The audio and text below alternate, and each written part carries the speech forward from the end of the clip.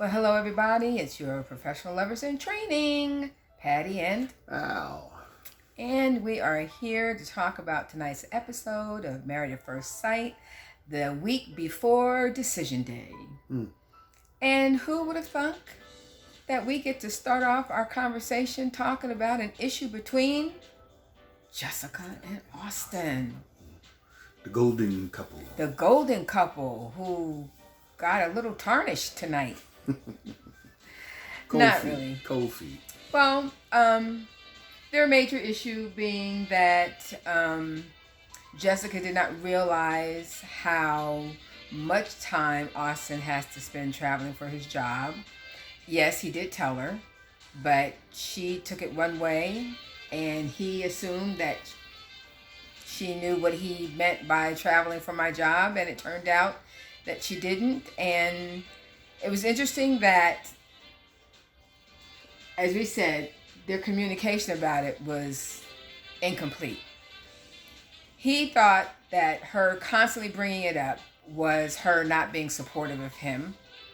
And she thought that his refusal to keep talking about it was belittling her feelings.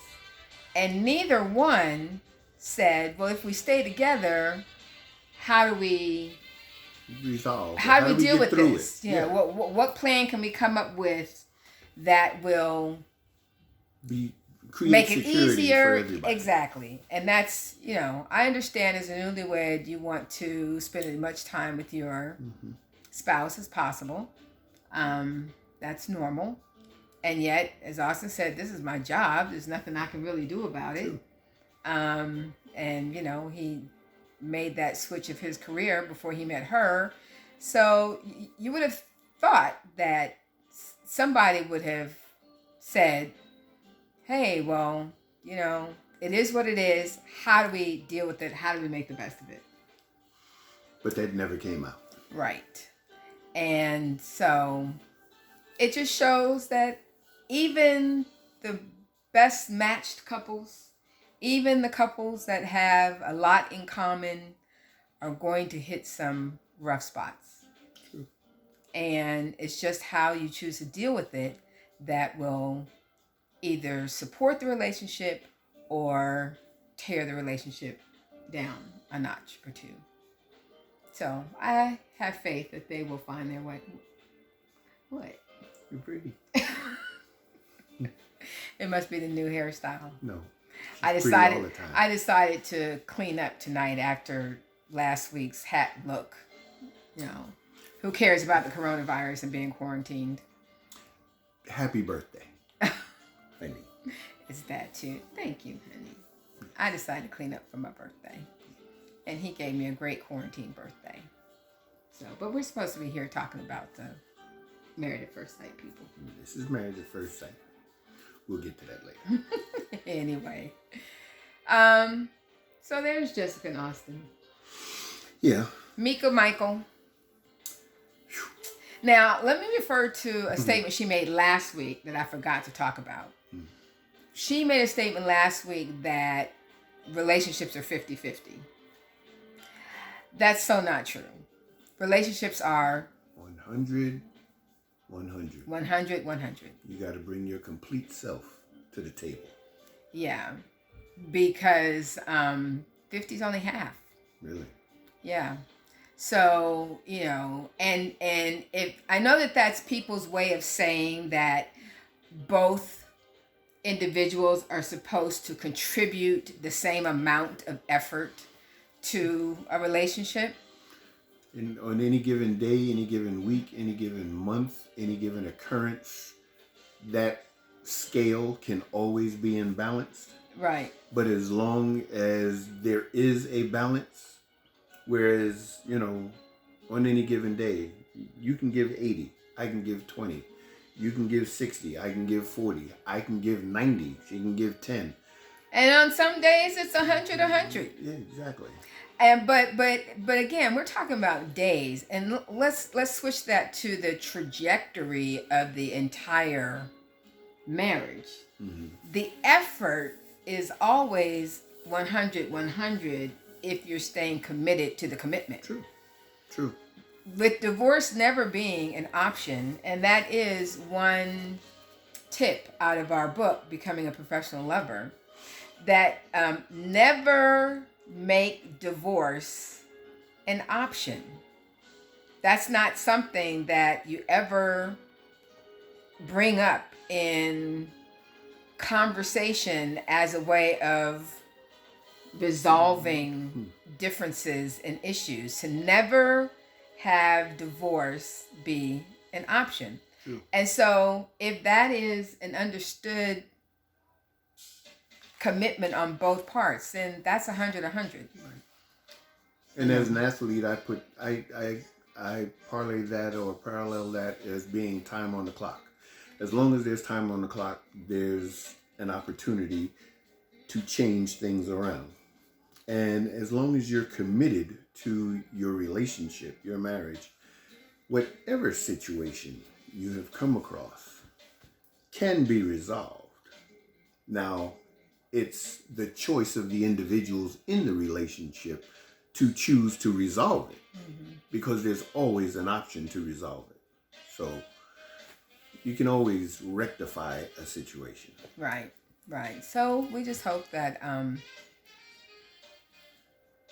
Michael and Mika, that's what we're talking about. Yeah. You know, that she will discover that that 100. Now, to their issues. One thing that I saw about Mika tonight, because we're always talking about the issues that Michael projects through this show. And when he called her out on not being as sensitive and Supportive, nurturing and compassionate about the death in his family that he needed, it took her a moment, first of all, to even acknowledge that shortcoming. Mm-hmm. And then when she apologized for it, it sounded less than genuine. I'm sure it was genuine, but she explained herself and then apologized. Yeah. And instead of just saying, I'm sorry that I didn't give you what you needed at that moment or whatever. And it, not to defend her in any way, but it goes along for the most part with her character. She's a little brash. She's very upfront. And nurturing is not necessarily one of her strong quality for her. Truly. Yeah. Truly. But it was a situation where he accepted her apology, and it was something that he looked for in her as his wife, to be supportive of a situation that I'm going through. You may not know what it is or how it is that I feel about this particular person that died in my family, but to even just offer, is there anything that I can do for you? That never came out. And that's a little hard to swallow at any part of a relationship. I mean, even if a person was dating and you found out your girlfriend or your boyfriend, had a death in the family. Hey, is there anything I can do? Mm-hmm. I mean, you don't know what you can do, but at least offer and let them tell you that no, there's nothing you can do. And that's just from basic empathy. Yeah. That's just basic empathy. So I thought it was interesting that, she doesn't give him, it's hard for her to give him any leeway in conversation. Now, staying there and being committed to the process she has done, but so has he. Staying there. Right. Being committed to the process of Married at First Sight. But she gives him very little leeway with his shortcomings. And when it was her turn to acknowledge, she had a hard time. Yeah. So it's easy to see the deficits in somebody else. Yeah. Yeah, it is. And hard to see or acknowledge the deficits in yourself. What's that Bible verse? About taking the speck out of your neighbor's eye. Well, no. don't look at the speck in your neighbor's eye until you take the beam out of your own. Yeah. And that's what that's really saying. That is, it's so easy for us. And as couples, even, when couples go into counseling and that kind of thing, many couples go into counseling with the intention of having the counselor fix your spouse. Mm-hmm. Yeah. Not fix you. Yeah, pointing fingers. But fix your spouse. If you can just fix him or her and change these things about him or her, we'll be good. We'll be fine. And when both spouses are saying that about the other, it's not going to work well. Yeah. The only person you can change is yourself, and that leads us to Katie and Derek, because Katie's dad. No, it was. Okay, whose father said that you cannot go in changing? Yeah, it was Derek's dad. Yes, Derek's dad said you can't go into a relationship expecting to change that person. So you have to be good with how that person is or not. Be accepting of how that person is. Going in. Yeah. You have to be accepting of who that person is going in. So the negative parts can't be deal breakers, or else you don't need to go in. And sometimes some of the good parts that you thought were cute or charming in the beginning can sometimes start to get on your nerves after a while. True. On any given day. On any given day. So that's why, you really have to go in with your eyes open and make an intelligent decision. And that's what makes the personality testings that we've talked about in the past so important. And because Katie alluded to that when she was talking to her dad. I don't think Derek knows how to love me the way I need to be loved. No. And that's a major deal. It's very valid. It's a very valid statement because, as we said before, one of the tips in our book is love isn't love until your spouse says so. So that becomes very important. But Katie's dad was like, "You're really amped up. Are you amped up like this when you're talking to him?" And she gave some excuse, but now because you're scaring me. Exactly. If I were him, I'd be scared too. And now, if you're a father, your father who knows you better than anybody comes at you with a statement similar to that, then that would give me cause to, question exactly what it is I'm projecting. Right. To another person, to my husband. Where, I'm looking for this relationship, but basically what I think both of us have agreed on is that Katie is, whether it's consciously or unconsciously, she's sabotaging the situation. Yeah. And it's through her insecurities about herself or about past relationships or whatever it is that she's trying to project on this particular relationship where, yes, he has youthful exuberance in his ideas and his visualizing his future and what he wants to do. Not to say that that's going to be his whole life, but these are just ideas that he has. And because he happened to open up a part of his history, his past, where he had done these things, enjoyed these things, shown that he had the propensity of doing certain things, she felt a certain kind of way, thinking that he should have shared this with her all along. But he was trying to tell her that these are some of the things that he wanted to do. She poo-pooed on them and thought that they were childish and they had no place for the future of their family. And I find it interesting that she agreed with her dad that he brought a lot more to the table than other people she dated. any other person that she had dated. So to really kind of not give him much hope, because he said point blank tonight, I hope you say yes on decision day. Mm-hmm. Sounds like he made up his mind. She has bent over backwards to not give him any, you could say, false hope. Yeah. That she will. So we'll see. Because, he did say, I want us to promise to be a team. Be a team. Always. And she was like, yeah, I can't promise that. But she wants him to promise that they would be happy. Yeah. I'd rather be a team and be committed to each other than... knowing that happiness would come out of that. Exactly. But you also know that reality comes out of it too, where everything isn't going to be happy. But it can be growth. So I just didn't understand that little exchange there.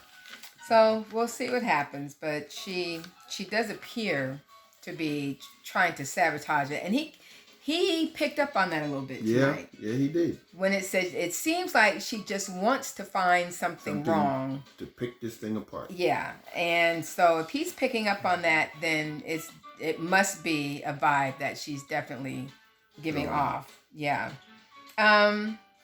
Not much to talk about Taylor and Brandon tonight, because he basically left the show and refused to be filmed anymore. Apparently they've been hanging out though. Yeah. There's one little shadow off camera.